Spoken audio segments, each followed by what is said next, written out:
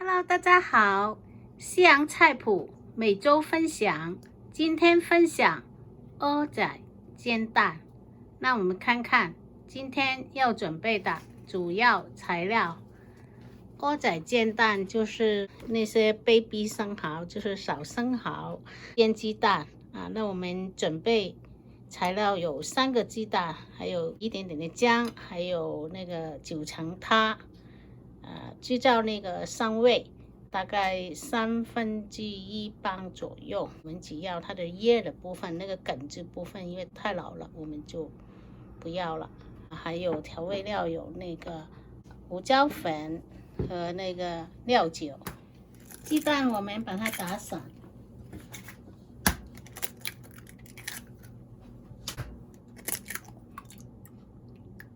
然后加个少许的胡椒粉。加一点点的油，少许的盐哈，很小，调个味道。然后我们把它打散，这样我们把那个皮去掉，然后切2-3片。然后那个9层塔的叶子，我们把它洗干净以后，就把它切碎。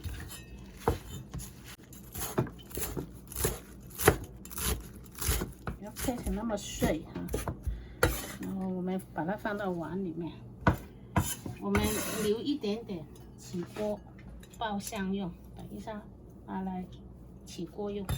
我们这里大概半磅的小 baby 的生蚝拿出来以后，就要先把它洗干净。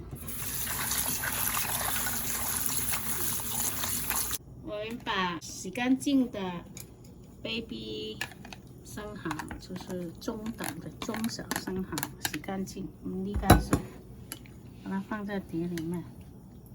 我们要把它烫一烫水，烫水的时候很容易会变得小了，所以我们包一层那个粘米粉，让它受点保护，就不会疏水疏太少了。给一点点粘米粉，大概3-4个茶匙左右，先把它包裹一下。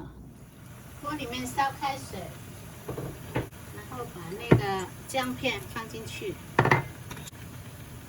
放一点点的酒，大概1个茶匙、半个茶匙都可以。然后我们把那个生蚝把它放进水里面去烫一下。把它放进去以后，我们就关火，因为不能太大火。现在已经烫了30秒了，你看熟了，我们就让它再泡一下，泡个几十秒，再泡个30秒，就把它捞出来沥干水。好，我们泡了30秒了，就是总共60秒了，我们可以把它拿出来，把它沥干水。姜片就拿出来，不要了。锅里面放个1-2汤匙的油，我们把那个刚才拿出来一点点的9层塔，把它放进去。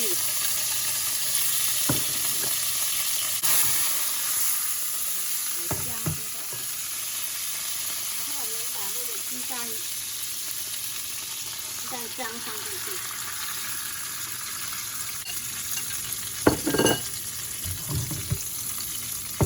在中间，我们把那个生蚝放进去，可以把它分开来，每一个位置都有那个蚵仔。